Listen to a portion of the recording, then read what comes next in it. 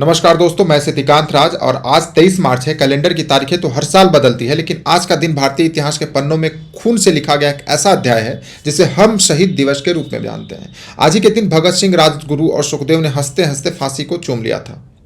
अक्सर हम देखते हैं कि हर साल 23 मार्च को सोशल मीडिया पर पोस्ट की बाढ़ आ जाती है। हर राजनीतिक पार्टी, चाहे वो सत्ता में हो या विपक्ष में हो, भगत सिंह की तस्वीर लगाकर उन्हें नमन करती है, उनके नाम पर वोट मांगती है, उन्हें इनकलाब के नारों को अपनी सहूलियत के हिसाब से इस्तेमाल किया जाता है। लेकिन आज एक कड़वा सवाल खुद से पूछे कि अगर भगत सिंह वाकई आज जिंदा होते तो क्या ये पार्टियां उन्हें गले लगाती? सच तो यह है कि अगर भगत सिंह आज हमारे बीच होते तो वो हर उस राजनीतिक दल के सबसे बड़े दुश्मन होते जो सत्ता के नशे में चूर है। क्योंकि भगत सिंह सिर्फ एक शहीद नहीं थे, वो एक विचार थे, एक रैशनलिस्ट थे, जिनकी विचारधारा आज के दौर में हिपोक्रेसी को बेनकाब करती है।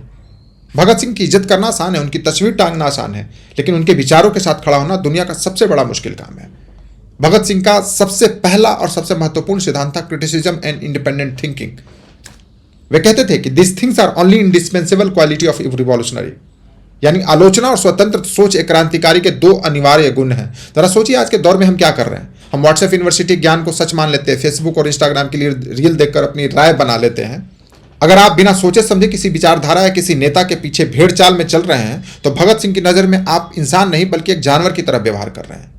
क्रांतिकारी होने का मतलब बम फेंकना नहीं होता है। क्रांतिकारी होने का मतलब होता है सवाल पूछना। भगत सिंह ने साफ कहा था कि उन लोगों को क्रिटिसाइज करो जो पावर में है, जो मर चुके हैं, जो इतिहास का हिस्सा है। उन्हें कोसने से बदलाव नहीं आता। असली साहस तो तब है जब आप वर्तमान की व्यवस्था, वर्तमान के नेताओं और वर्तमान के सिस्टम की गलतियों पर उंगली उठा सकें। क्या आज की जनता में वो साहस है? क्या हम सत्ता के सामने खड़े होकर वो सवाल पूछ सकते हैं या सिर्फ मौन बनकर रह गए? अब बात करते उस मुद्दे पर जिससे सबसे ज्यादा राजनीति होती है, धर्म।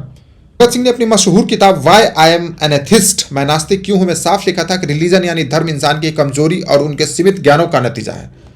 उनका मानना था कि इंसान के पास हर चीज का जवाब नहीं होता। भविष्य में अनिश्चितता, कुदरत का डर और मौत का खौफ, इन्हीं अनजान डरों के भरने के लिए इंसान ने धर्म और भगवान का आविष्कार किया। भगत सिंह कोई ऐसे व्यक्ति नहीं थे जो फैशन के लिए नास्तिक बने हो। उन्होंने तर्क दिया था कि अगर ईश्वर सर्वशक्तिमान है तो इस दुनिया में इतनी गरीबी क्यों, इतना भुखमरी, इतना अन्याय क्यों है। वो एक ट्रू एथिस्ट थे। उन्होंने साफ कहा था कि धर्म एक नशा है जो इंसान की तर्क शक्ति को खत्म कर देता है। विडंबना देखिए, आज वही लोग धर्म के नाम पर राजनीति करते हैं, भगत सिंह की फोटो अपनी रैलियों में लगाते हैं। भगत सिंह की नजरों में हिपोक्रेसी की कोई जगह नहीं थी। या तो आप उनके विचारों को मानिए या फिर खुलकर उनके विरोध में खड़े हो जाइए। केवल एक फोटो फ्रेम तक सीमित रखना उनके विचारों का बहुत बड़ा अपमान है। भगत सिंह का दूसरा बड़ा प्रहार था अंधविश्वास और अंधभक्ति।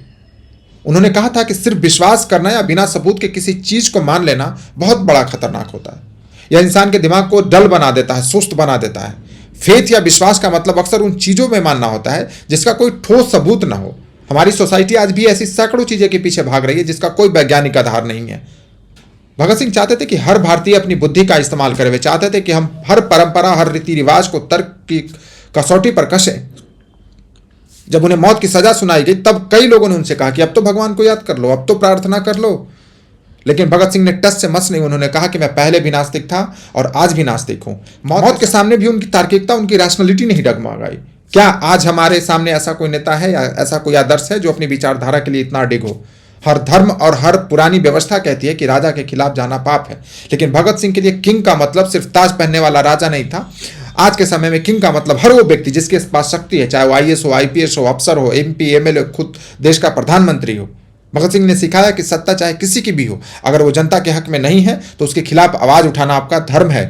आज हम सत्ता से डरते हैं, हम सिस्टम के खिलाफ बोलने से कतराते हैं क्योंकि हम अपने करियर, अपनी सुरक्षा की चिंता होती है। लेकिन भगत सिंह ने 23 साल की उम्र में हमें सिखा दिया था कि आज़ादी मुफ्त में नहीं मिलती। उनके लिए अपनी कंफर्ट जोन से बाहर निकल करके सिस्टम को चुनौती देनी पड़ती है। तो आज आप भगत सिंह को याद करें तो सिर्फ फूलों की माला या नारों तक सीमित न रहें। उनकी रिस्पेक्ट करना चाहते हो तो उनकी आइडियाज को रिस्पेक्ट करो और याद रखना उनके आइडियाज को फॉलो करना बहुत डिफिकल्ट है। क्या आप में हिम्मत है अपनी स्वतंत्र सोच रखने की? क्या आप में साहस है सत्ता से सवाल पूछने का? क्या आप में इतना रैशनलिटी है कि आप अंधविश्वास को छोड़ सकें? हमारे भगत सिंह आज भी हमारे विचारों में जिंदा है, बशर्ते आप अपने दिमाग के दरवाजे को खोल करके रखें। नमस्कार।